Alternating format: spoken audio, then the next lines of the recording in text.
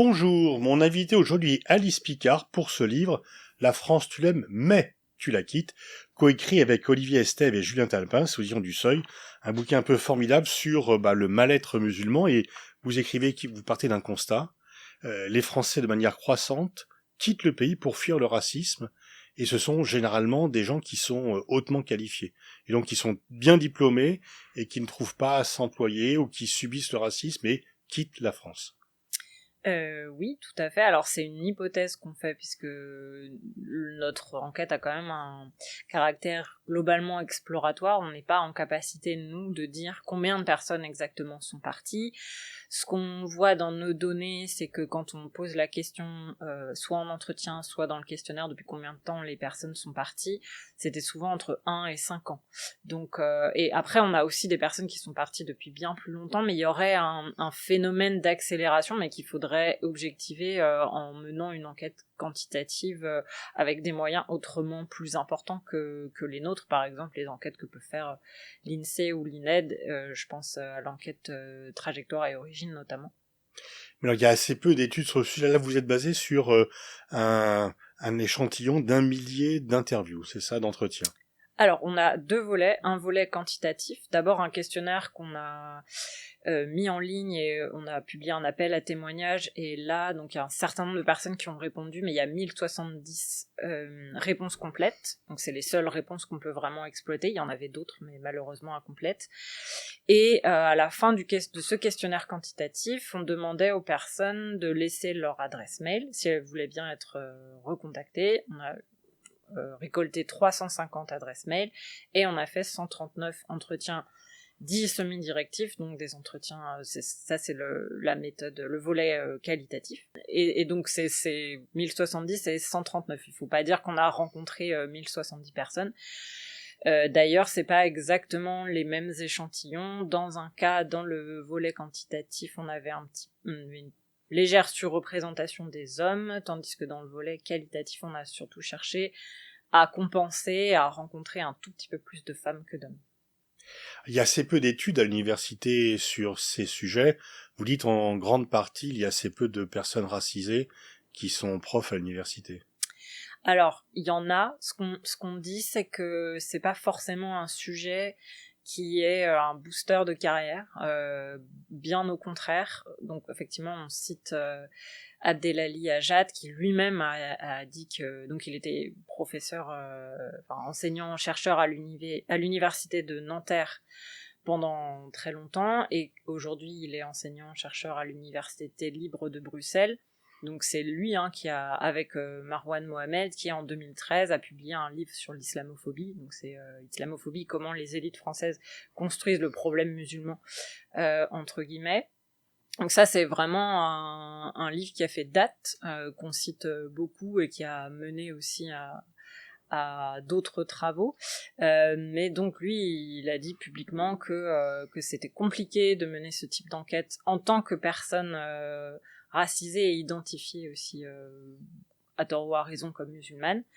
On a d'autres personnes qui nous ont parlé, pas forcément officiellement, en disant que, et on peut jamais le prouver, que c'était difficile. Olivier a rencontré récemment une jeune chercheuse qui est aujourd'hui au Royaume-Uni, qui avait envie de mener une recherche sur les géographies de l'islamophobie, et qui n'a jamais pu obtenir de financement pour ça. Donc, bon, nous, ce qu'on propose, c'est d'utiliser quelque peu notre privilège. C'est déjà pas facile forcément, même en tant que personne identifiée comme non musulmane, de parler du sujet. Moi non, mais Olivier et Julien ont pu être accusés, alors heureusement ça n'a pas fait trop grand bruit, mais ont été accusés d'être proches du collectif contre l'islamophobie en France, comme si c'était une manière de décrédibiliser les gens d'ailleurs.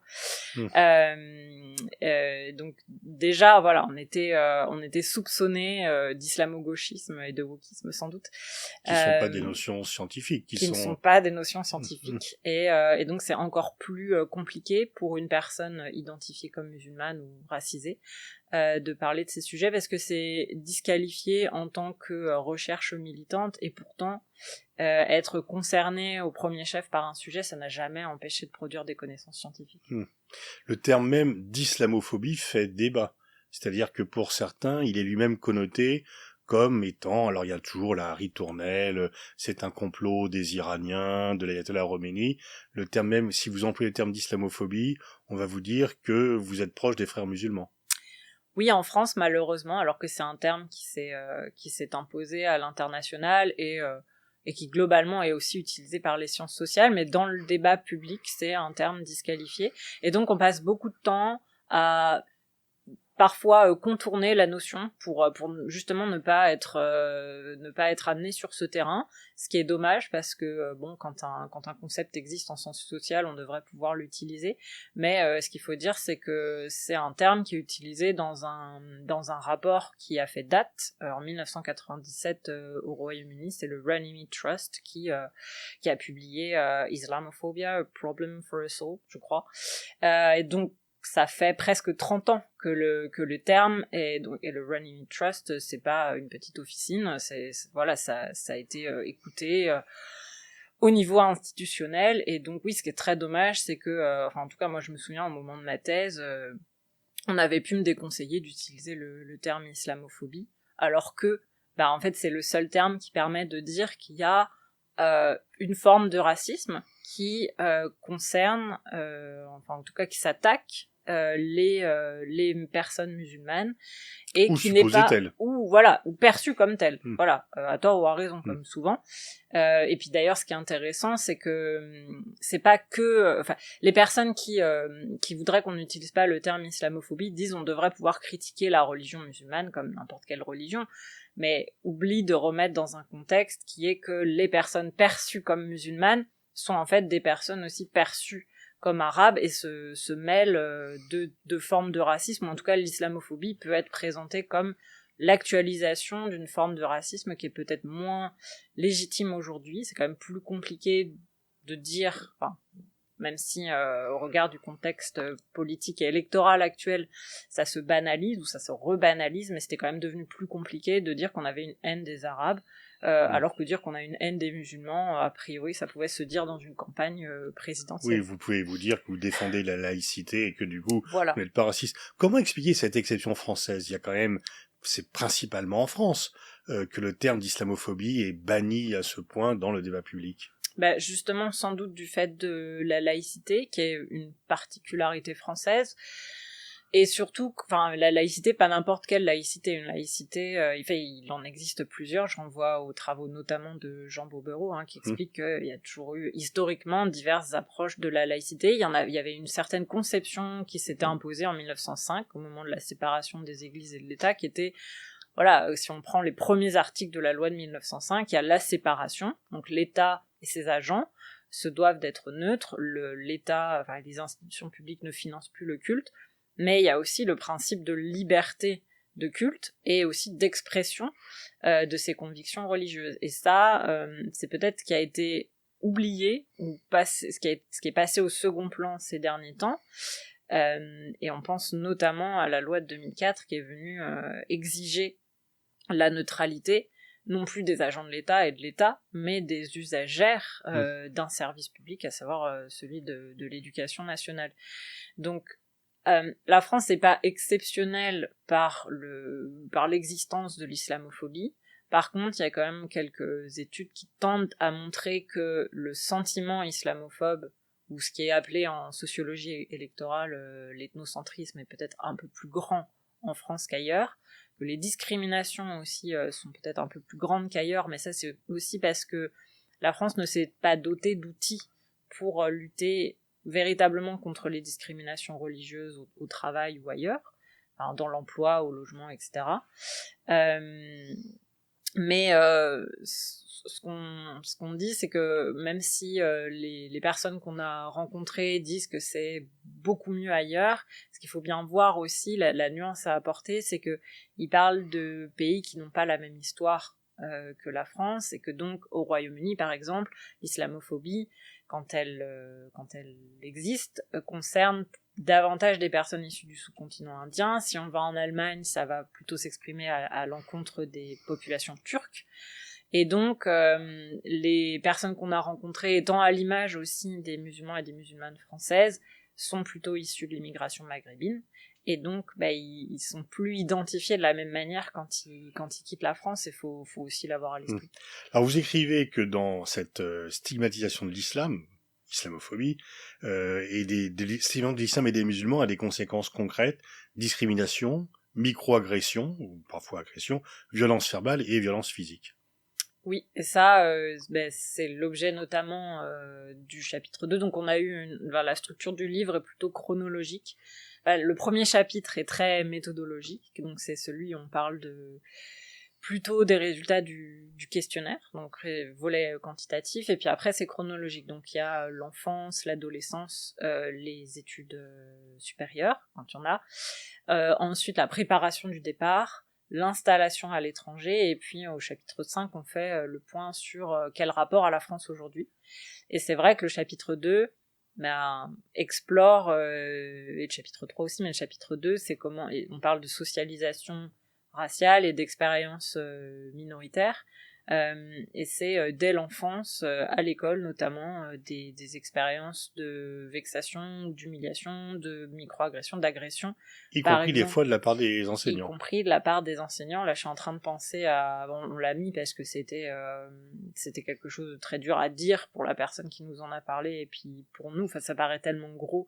Donc c'est donc une enquêtée qui raconte que enfant, elle vient à l'école, elle revient d'un mariage, donc elle a du aîné sur les bras, et l'enseignante lui demande d'enlever ça. Et c'est terrible parce que donc elle essaye de faire partir ça, mais elle sait très bien que c'est très difficile à enlever, et c'est extrêmement humiliant, et c'est une double violence. C'est une violence d'un ou d'une adulte à l'égard d'un enfant. Et c'est aussi un adulte qui représente l'institution scolaire, donc c'est doublement violent à cet égard. Mais on a des exemples comme ça, ce qu'on n'a pas forcément pu mettre faute de place. Mais qui passent sous les radars parce qu'on n'en parle jamais. Normalement, quand même, c'est quand même assez fort, et donc c'est rare qu'on parle de cela. On parle assez rarement des actes concrets de racisme anti-musulman. Alors c'est documenté, et là je renvoie par exemple aux travaux de Fabrice Dume, qui a d'ailleurs accepté de relire le chapitre 2 dont je parle, et qui lui a mené un certain nombre d'enquêtes, et notamment sur les formes de racisme que peuvent subir des enfants à l'école, enfants et adolescents.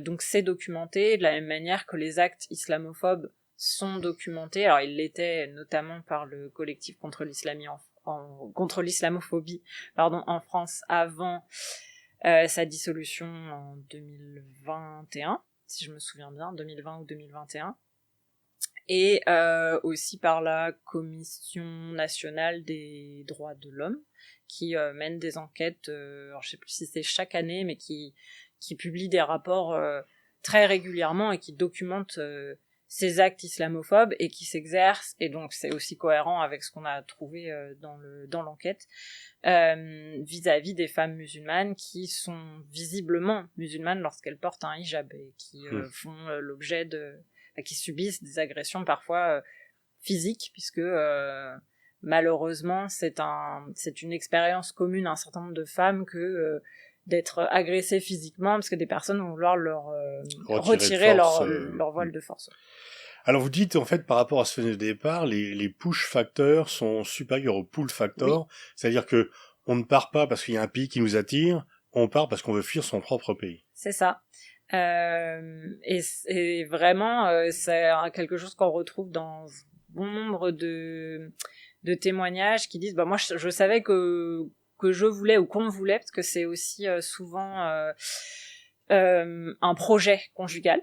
Donc on va partir à deux, avec son conjoint et parfois avec ses enfants.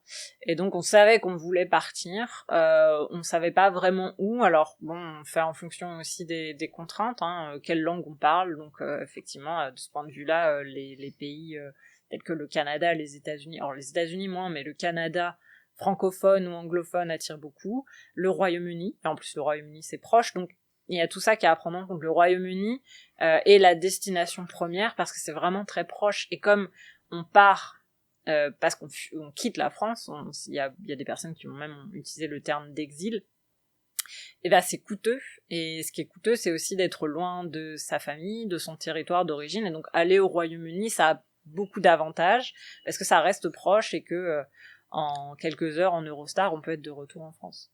Alors il y a des gens qui d'un coup se sentent plus français dès qu'ils ne sont plus à l'étranger, ils se sentent étrangers dans leur propre pays, donc des musulmans, qui sont vécus comme étrangers étant en France, et arrivés à l'étranger, redeviennent français ou sont sentis ou se sentent plus français que lorsqu'ils étaient résidents dans leur pays. Alors ça ne devrait pas nous étonner, parce qu'il y a deux facteurs qui expliquent ça très bien.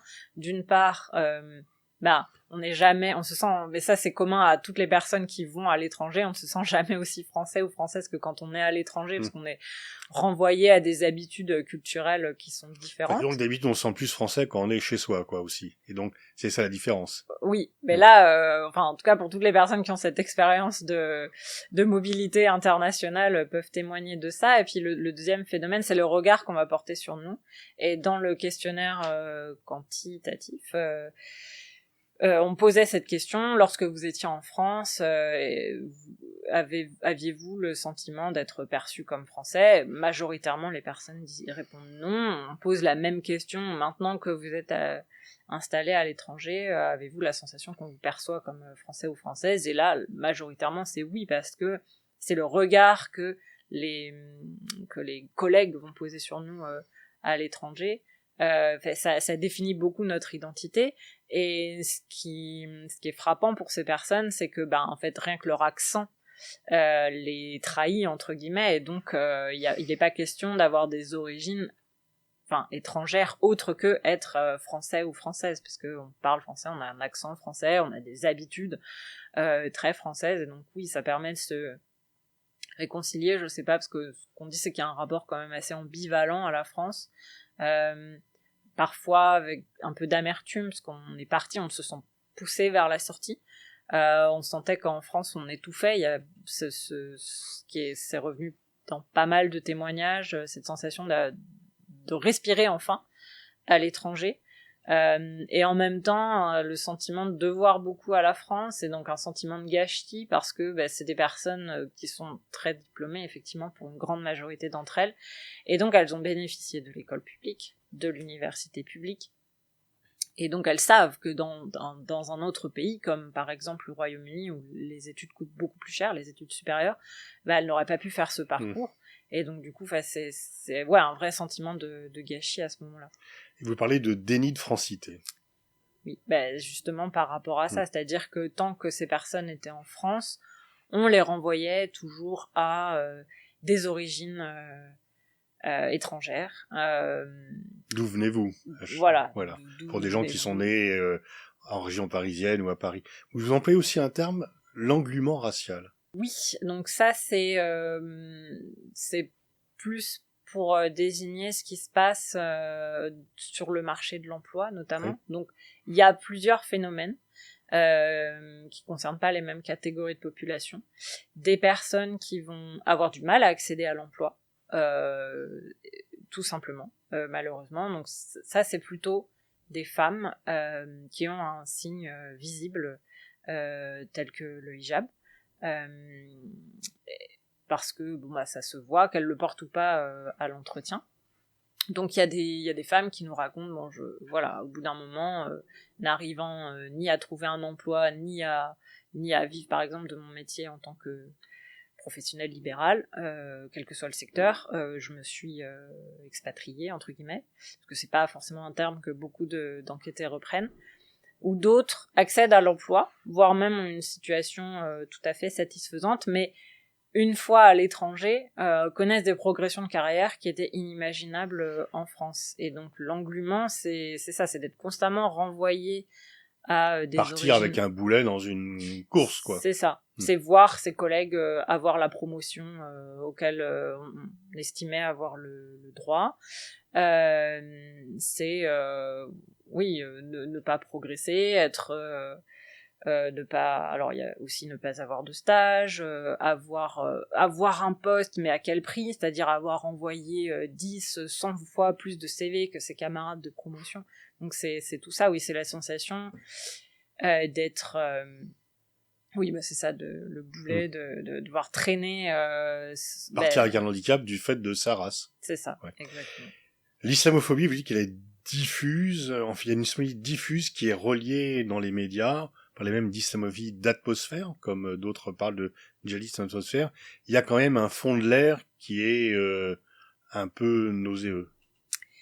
Oui, bah d'autant qu'on a fait les entretiens en 2021, d'autres, quelques-uns les derniers en 2022, donc on était dans la campagne présidentielle et beaucoup de personnes nous parlaient notamment d'Éric Zemmour, qui est bon, ça a été montré depuis, dont la campagne a été fortement soutenue par les médias qui en ont fait un candidat. Malgré ses condamnations multiples. Voilà, tout à fait. Qui est qui fait campagne sur l'islamophobie, très clairement. Et donc les personnes parlent de ça, parlent de ce qu'elles voient, des constantes controverses qui sont relatives à l'islam, que ce soit le voile, le hijab à l'école, le burkini, les abayas plus récemment. Il y a beaucoup de personnes qui sont parties après les attentats de 2015-2016 et qui disent en fait quand il se passe quelque chose comme ça, on sait que on va nous demander de nous désolidariser, qu'on va devoir faire encore plus allégeance à la République, que on va sortir dans la rue et qu'on va devoir faire des regards encore plus suspicieux qu'avant. Et c'est ça qui devient étouffant. C'est aussi les discours de certaines personnalités publiques. Alors ça date pas que des attentats et c'est pas que Zemmour. Il y a des personnes qui nous parlent de la blague entre guillemets de Hortefeux, la fameuse phrase. Rappelons, quand il y a un arabe, ça va, c'est quand il y a plusieurs qu'il y a un problème. Voilà. Qu'on ne verrait pas pour d'autres catégories, quoi. Oui, c'est. Oui. Donc, et puis on peut pas dire que c'est seulement un parti politique en particulier. Enfin, vous en parlez aussi au boulot, il y a beaucoup de blagues racistes. Ah, t'es arabe, t'as pas pris ta bombe. Enfin, qui se disent bon enfant. Les gens qui les prononcent disent qu'ils sont pas racistes, mais ça crée un climat entre les médias et ces blagues. Il y a une sorte de dépression des gens qui ça pèse mentalement sur les gens qui sont sans cesse victimes de cela. Et puis, alors ce qu'on dit dans le chapitre 3 notamment, c'est que s'il s'agissait du sexisme, il y aurait tout un pan du code du travail qui permettrait de lutter contre ça. Les agissements sexistes sont reconnus, l'atmosphère ou le sexisme d'ambiance existe et peut être reconnu lors d'un procès, par exemple. Ça n'existe pas pour tout ce qui est racisme. Et pourtant, c'est exactement le même phénomène. C'est venir au travail en sachant que il y a des chances qu'on soit renvoyé tout le temps à une appartenance réelle ou supposée à une religion ou à des origines étrangères. Et c'est très dur à vivre. Alors ce qui est intéressant surtout, c'est que c'est malgré tout banalisé par ces personnes et elles se rendent compte à quel point c'est étouffant une fois qu'elles sont à l'étranger, par effet de contraste. Et donc on a 38% des personnes qui ont répondu au questionnaire qui avaient déjà une expérience plutôt courte, par exemple un séjour Erasmus pendant les études. Et donc c'est souvent l'occasion d'une prise de conscience que ce qu'on a naturalisé, ce avec quoi on compose au jour le jour, et en fait ne fait pas partie de l'expérience quand on est à l'étranger, et ça dénaturalise, et ça fait qu'on devient moins tolérant aussi à tous ces agissements, à toutes ces on devient blagues moins tolérant à l'intolérance. Voilà, exactement, oui. Et c'est ce qui va nourrir aussi un projet d'installation à l'étranger un peu plus solide pour du Alors en fait, en termes moraux, tout ceci est quand même parfaitement condamnable, ce racisme qui ne dit pas son nom, ces discriminations qui sont affichées, mais ça pose un autre problème, c'est que ça coûte à la France. C'est-à-dire qu'il y a des talents qui s'en vont parce qu'ils sont pas heureux dans leur pays et qui vont exercer leur talent une fois qu'ils sont formés par ailleurs, et qui vont exercer leur talent à l'étranger, et donc la France s'affaiblit de par la discrimination, coûte également. On pourrait presque faire une comparaison un peu osée, mais quand même avec la révocation de l'édit de Nantes qui a fait fuir plein de protestants de talent, souvent bien formés, à l'étranger. Donc c'est aussi un phénomène qui devrait déjà être condamné pour des raisons purement morales, mais qui en plus pénalise la France. On peut avoir cette lecture, c'est vrai, d'irrationalité économique. Il faut le dire, on peut peut-être parler de fuite des cerveaux. Et d'ailleurs, c'est dit par les personnes qui nous ont parlé elles-mêmes. Hein. Ce que je disais tout à l'heure, on a été formés, on a bénéficié d'une éducation presque gratuite. Ça aurait pas été possible dans un autre pays. Et certains ont été même boursiers et boursières. Mais il faut pas s'arrêter là, parce que même si c'était pas un gâchis économique, ça devrait nous interroger aussi, parce qu'il y a tout un tas de personnes qui voudraient sans doute partir, mais qui n'ont pas les moyens de partir, parce qu'elles ont un diplôme, elles n'ont pas les moyens de s'acheter un billet, et de faire face à la recherche d'emploi à l'étranger, tout simplement. Donc ils sont moins outillés, qui n'ont pas le capital économique ou scolaire pour partir, mais qui subissent tout autant de discrimination. Et donc ce qu'on indique quand même dans la conclusion, c'est que ça devrait nous interroger en termes de démocratie et de justice sociale, tout simplement. Il y a un problème de discrimination, et donc même si c'était pas un gâchis d'un point de vue, on va dire, capitaliste et libéral, ce serait quand même très grave. Ou même patriotique, oui. C'est ça. Merci Alice Picard, je conseille très vivement ce livre, La France tu l'aimes mais tu la quittes, coécrit avec Olivier Estève et Julien Talpin. Merci à vous. Merci beaucoup.